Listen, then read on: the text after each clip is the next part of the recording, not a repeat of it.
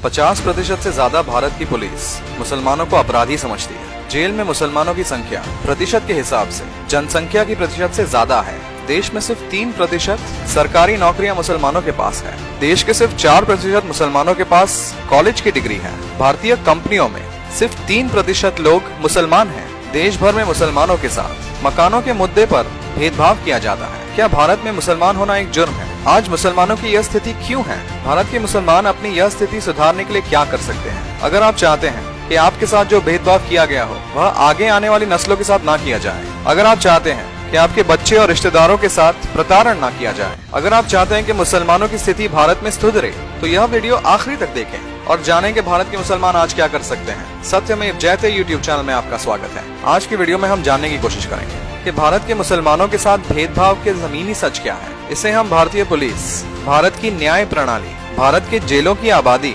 भारत की कंपनियों में मुसलमानों की प्रतिनिधित्व, उच्च शिक्षा में मुसलमानों का प्रतिनिधित्व, यह सारे दृष्टिकोण से इसका विश्लेषण करेंगे और जानने की कोशिश करेंगे कि भारत के मुसलमान आज क्या कर सकते हैं। हम 2 ऐसे उदाहरण भी पेश करेंगे जिससे मुसलमान अपनी स्थिति सुधार सकते हैं और आगे आने वाली नस्लों के साथ अपने समुदाय को मजबूत बना सकते हैं और आज जो हमारे साथ प्रताड़ना किया जा रहा है उसे रोक सकते हैं। अब हम समझने की कोशिश करेंगे कि भारत के मुसलमानों की स्थिति आज क्या है। 2018 की टाटा ट्रस्ट की study status of policing in India हमें यह बताती है कि 50% से ज्यादा भारत के पुलिसकर्मी यह अनुभूति रखते हैं कि भारत के मुसलमान दूसरे समुदायों की तुलना में आपराधिक गतिविधियां करते हैं और इसी कारण भारत के मुसलमानों को दूसरी समुदायों की तुलना में ज्यादा अरेस्ट किया जाता है। और जेलों की जनसंख्या से यह पता चलता है कि जब भारत की जनसंख्या में मुसलमानों का प्रतिशत 14% है, 20% जेलों की जनसंख्या मुसलमानों की है। यह देश में सबसे ज्यादा महाराष्ट्र, तमिलनाडु, गुजरात और पश्चिम बंगाल में है। यहाँ पर जनसंख्या के प्रतिशत से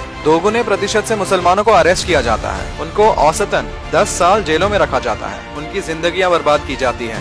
यह उन राज्यों में ज्यादा है जिन राज्यों में मुसलमानों का प्रतिनिधित्व पुलिस में कम है और इसको सुधारने के लिए मुसलमानों को अपना प्रतिनिधित्व पुलिस में बढ़ाना पड़ेगा। और यही चीज हम भारतीय न्याय प्रणाली में देखते हैं, जहाँ पर सिर्फ 4% जज देश के मुसलमान हैं और अधिकतर जज उच्च जाति के हैं और SC ST जजेस की पोस्ट भरी नहीं जाती है। और यही भेदभाव मुसलमानों के खिलाफ मकानों के लिए किया जाता है, जहाँ पर कुछ शहरों में मुसलमानों को दूसरे समुदायों के साथ रहने नहीं दिया जाता है, जिसकी वजह से एक हार्वर्ड यूनिवर्सिटी की स्टडी के मुताबिक दंगों की संभावना बढ़ती है। और यह स्टडी बताती है दिल्ली, अहमदाबाद, मुंबई जैसे शहरों में दंगे क्यों होते हैं और जयपुर और लखनऊ में दंगे नहीं होते। और यही भेदभाव सरकारी नौकरियों में किया जाता है, जहाँ पर सच्चर कमेटी की रिपोर्ट यह बताती है कि देश में सिर्फ 3% सरकारी नौकरियां मुसलमानों के पास हैं और भारत की सेना में सिर्फ 3% सैनिक मुसलमान हैं। यह आपने देखा होगा कि ये 3 और 4% बहुत ज्यादा जगहों पर आता है। 4% जज,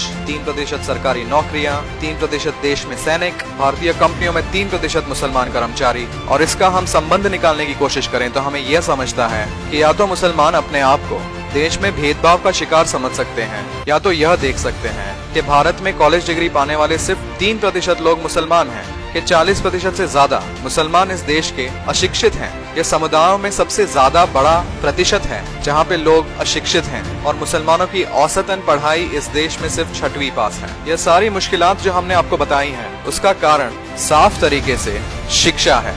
अगर औसतन मुसलमान इस देश में सिर्फ 6वीं पास करेंगे, उनमें से 40% से ज्यादा अशिक्षित रहेंगे और सिर्फ 3% आगे जाकर कॉलेज से डिग्रियां पाएंगे, तो सिर्फ 3% सरकारी नौकरियां पा पाएंगे, 3 से 4% जज बन पाएंगे, 3 से 4% भारतीय कंपनियों में काम कर पाएंगे। और इस शिक्षा के कारण मुसलमानों के साथ भेदभाव किया जाएगा। और इस समस्या के समाधान के लिए हम आपके सामने 2 उदाहरण पेश करेंगे। एक अहमद रशीद शेरवानी का उदाहरण है, जहां पर उन्होंने 40 साल तक देश के मुसलमान स्कूलों में प्रयोग किया और स्कूलों का शिक्षा का स्तर बढ़ाया। और दूसरा उदाहरण एक तुरंत परिणाम देने वाला उदाहरण है, जिसे सुजाता मित्रा ने देश भर के गाँव में और छोटे शहरों में किया, जिसे इस्तेमाल कर विद्यार्थियों ने अपनी शिक्षा का स्तर बढ़ाया और उसे आज की तारीख में देश भर में लागू करना काफी आसान है। अहमद रशीद शेरवानी की कहानी की शुरुआत एक संवाद से होती है जो उन्होंने भारत के प्रधानमंत्री इंदिरा गांधी के साथ की, जिसमें उन्होंने 1970 के दशक में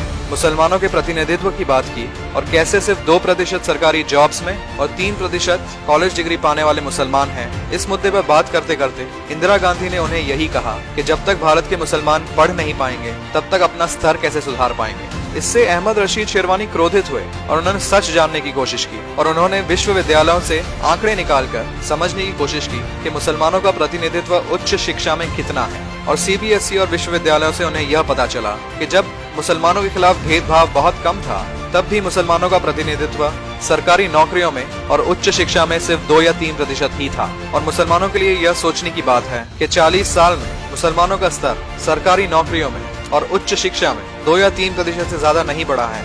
इस समस्या का समाधान निकालने के लिए अहमद रशीद शेरवानी ने मुसलमान स्कूलों की तरफ तवज्जो किया और जानने की कोशिश की क्यों कुछ स्कूल जो अधिकतर मुसलमान हैं बेहतर कर पाते हैं और कुछ स्कूल बेहतर नहीं कर पाते, और जो नहीं कर पाते हैं उनको कैसे सुधारा जाए। और उन्होंने अलग अलग स्कूलों के विषय के हिसाब से विश्लेषण किया और जिस विषय में जो स्कूल आगे थे वो स्कूलों के शिक्षकों को प्रोत्साहन राशि दी और प्रधान अध्यापकों को लिखकर जो विषय में वह स्कूल औसतन स्कूलों से पीछे थे उन्हें सुधारने को कहा। और उर्दू अखबारों में अच्छे शिक्षकों के बारे में लेख लिखे, प्रोत्साहन राशि के बारे में कहा और मुसलमान स्कूलों के सारे शिक्षकों को इन लेखों के द्वारा प्रोत्साहित करने की कोशिश की। शिक्षकों ने अपने सुधार के लिए मेहनत करना चालू की, अपने छात्रों से ज्यादा मेहनत करवाई और वह स्कूल जो यह प्रयोग में शामिल थे उनका पास प्रतिशत 10वीं का 30% से बढ़कर 90% हो गया। इस तरह उन्होंने स्कूलों का विश्लेषण कर विषय के हिसाब से प्रोत्साहन राशि देकर उर्दू न्यूज़पेपर में लेख लिखकर शिक्षकों को प्रोत्साहित किया,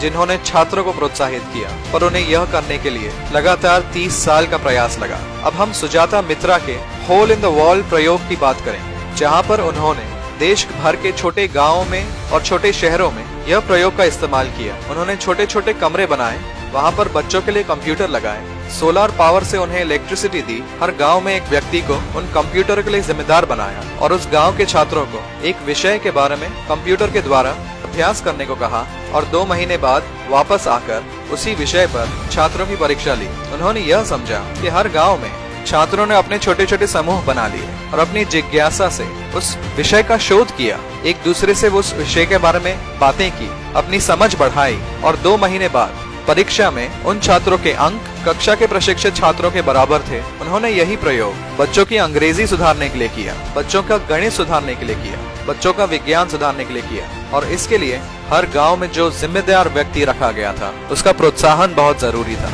उसकी मदद जरूरी थी। और यही प्रयोग भारत के मुसलमान अपने गाँव में और छोटे शहरों में कर सकते हैं, जो आज की दुनिया में काफी आसान है, जिससे मुसलमान अशिक्षित ना रह पाए, अंग्रेजी सीख पाए। एक कंप्यूटर के द्वारा, एक सोलर पैनल के द्वारा और एक मोबाइल कनेक्शन से बच्चों को शिक्षित किया जा सकता है, उन्हें अंग्रेजी पढ़ाई जा सकती है, उन्हें कक्षा में पढ़ाए गए सभी विषय पढ़ाए जा सकते हैं। और इस प्रयोग से भारत में मुसलमानों की अशिक्षित जनसंख्या का प्रतिशत कम हो सकता है। बच्चे दुनिया भर के बच्चों के स्तर पर पढ़ाई कर सकते हैं, उच्च शिक्षा में अपना प्रतिशत बढ़ा सकते हैं, सरकारी नौकरियां पा सकते हैं, IAS IPS जैसे एग्जाम पास कर सकते हैं, पुलिस में नौकरियां कर सकते हैं, भारत में जज बन सकते हैं और मुसलमानों की स्थिति जो आज है और जो 40 साल पहले भी वही थी उसे सुधार सकते हैं। इसके लिए हम आपसे मदद चाहते हैं। आप में से कोई भी यह प्रयोग अपने गाँव में और छोटे शहरों में कर सकते हैं, मुसलमान इलाकों में कर सकते हैं, जहाँ पर एक कंप्यूटर लगाएं, उसके लिए बिजली की व्यवस्था करें, बच्चों को जमा कर एक विषय दें, बच्चों में से एक बच्चे को उस कंप्यूटर के लिए